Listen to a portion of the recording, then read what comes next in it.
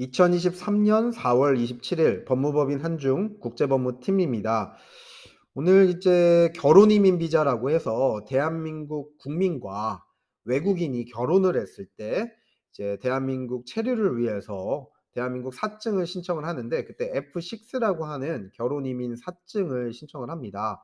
이 부분에 대한 설명을 좀 드리려고 하는데, 최근에 제가 그 뉴스 언론에 보도된 사례를 보니까 국제결혼 또는 이제 중개업체 등을 통해서 혼인을 해서 이런 결혼이민 사증 F6를 신청했던 사례 중에 허위로 결혼을 해서 신청을 하다가 출입국관리사무소에 적발이 된 그런 사례가 있더라고요.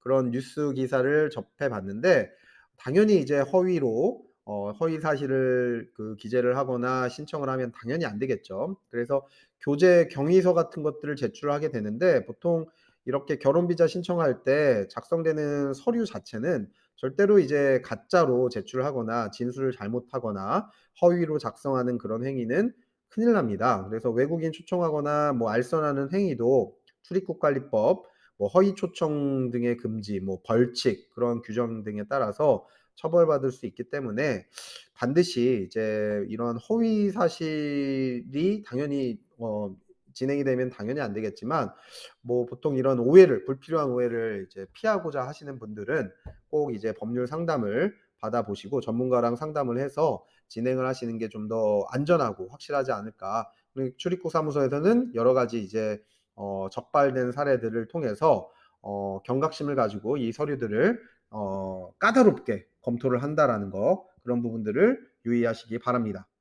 그래서 결혼이민 사증, 대한민국 사증이죠. F6라고 하는 이 비자는 대한민국 국민과 외국인이 우리나라에서 결혼을 하고 국내에서 함께 거주 중인 경우에 외국인 배우자의 체류 신분이 필요하지 않겠습니까? 그래서 뭐 종국에는 뭐 시민권도, 뭐 우리나라 대한민국 국적도 이제 부여를 받고 귀화를 하고 그런 계획을 갖고는 있으시겠지만, 최초에 F6라는 이러한 사증을 신청해서 발급을 받아서 한국에 입국을 하거나, 그러니까 제외 공간에서 발급을 받아서 한국에 입국하는 경우가 이제 있겠고, 또는 이제 일단은 한국에 오셔서 결혼 이민 사증으로 체류 자격 변경을 신청하는 경우도 있겠죠.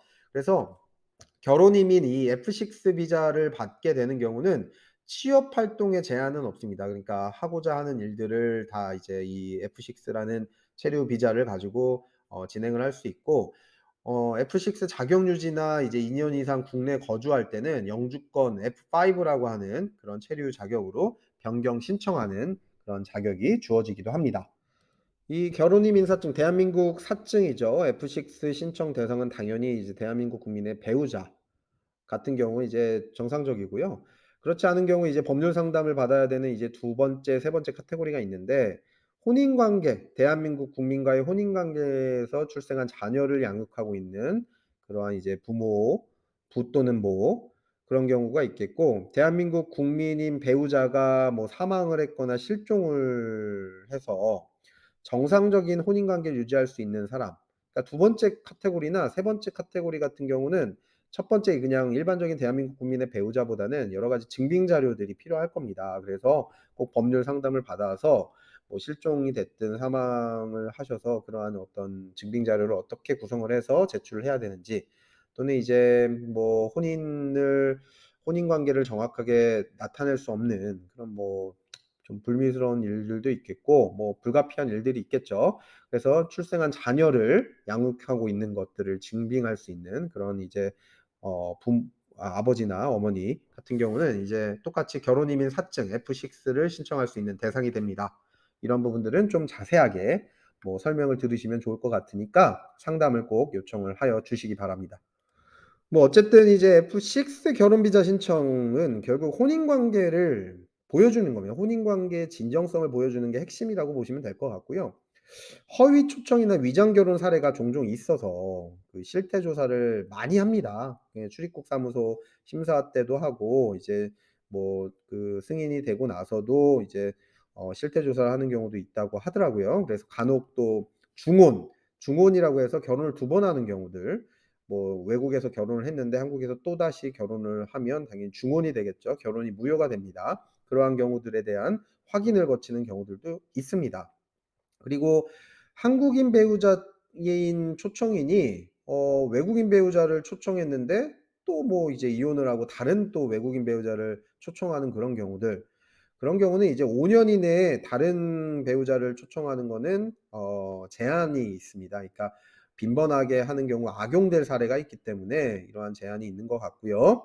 그리고 이제 부부 사이에 출생한 자녀가 있는 경우, 그러니까 한마디로 이제 이전 배우자가 이전 배우자랑 이제 이혼을 해서 뭐 혼인 무효 판결을 받거나 그런 경우에도 뭐 기책 사유 없이 어떤 자녀가 있어서 그 자녀를 증빙할 수 있는 경우, 그래서 자녀를 키우고 있습니다.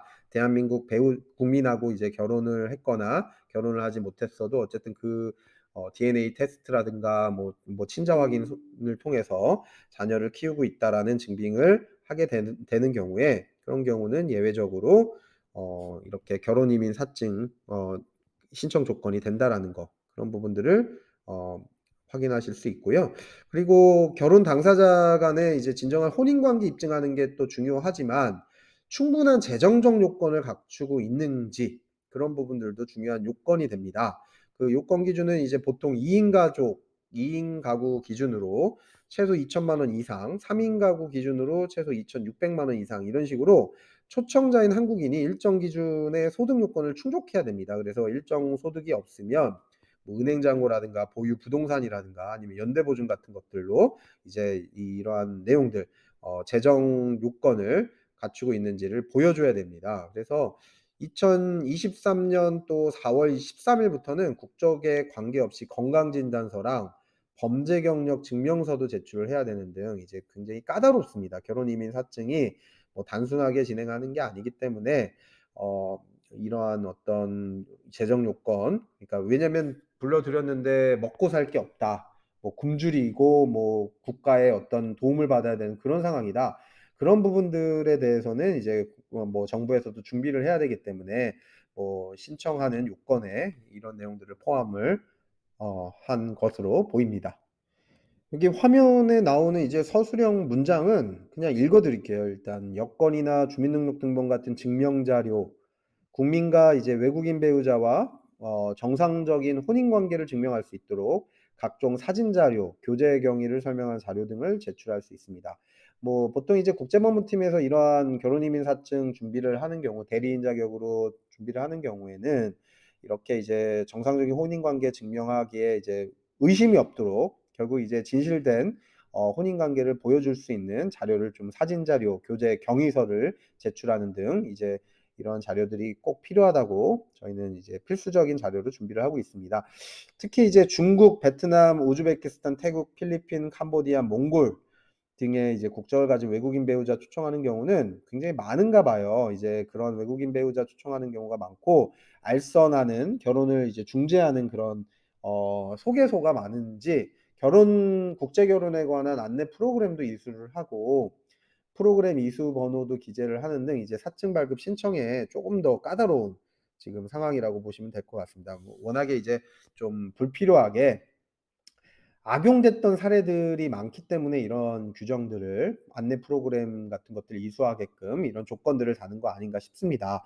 그리고 이제 보통 이제 무비자로 90일 정도 이제 한국에 들어오는 경우가 있는데, 그 90일이 넘어서 만약에 불법 체류 기간 동안에 이 신청을 하면 당연히 문제가 되겠죠. 그래서 90일 이내에 체류지 관할 출입국 외국인청 출입국 관리 사무소에 방문을 해서 체류 기간을 일단 연장을 하는 식으로 진행을 해야 되고, 뭐 이게 만약에 급박해서 빨리 진행을 해야 되는데 뭐 준비를 제대로 못하고 있다, 그러면 일단은 법률 상담부터 하시는 게 좋을 것 같아요. 출입국 사무소 가시면 예약하기도 어렵고 가시면 상담할 때가 따로 뭐 좀 까다롭습니다. 그러니까 그런 데서 이제 물어보시는 것보다 법률 상담을 받아보시고 어떻게 하시는 게 좋을지 그렇게 따져보시는 것도 좋을 것 같습니다.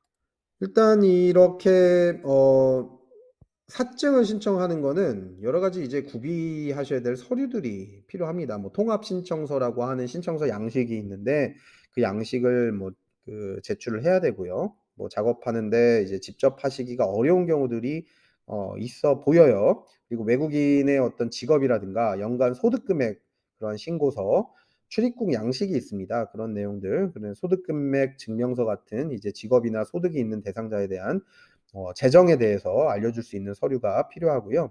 한국인 배우자의 혼인관계 증명서, 그러니까 혼인을 다른 사람이랑 한 게 아니고 지금 이제 초청하는 외국인이랑 혼인을 제대로 했다라는 걸 증명할 수 있는 진정성 있는 그런 내용들, 주민등록 등본, 그리고 자녀가 있을 경우는 자녀 명의의 가족관계 증명서, 체류지 입증 서류가 또 필요합니다. 한국인 배우자의 주소와 외국인 체류지가 동일하지 않은 경우에 그럴 때는 왜 그렇게 다른 곳에서 살고 있냐, 결혼을 했는데도 왜 별거를 하고 있냐, 그런 내용들을 또 입증을 해야 되는 여러 가지 이제 서류들, 전반적인 이제 경우들을 다 살펴보고 준비를 해야 된다라는 게 이제 결혼 이민 사증 F6라고 하는 대한민국 사증이라고 보시면 좋을 것 같습니다. 그래서 만약에 필요하신 경우는 뭐 이거는 직접 준비하시는 분들도 있고, 뭐 워낙에 이제 이런 간단한 내용이라고 생각해서 뭐 준비를 지인들이 준비해 주시는 경우들도 있는데, 문제가 조금 심각하거나 좀 까다로운 경우,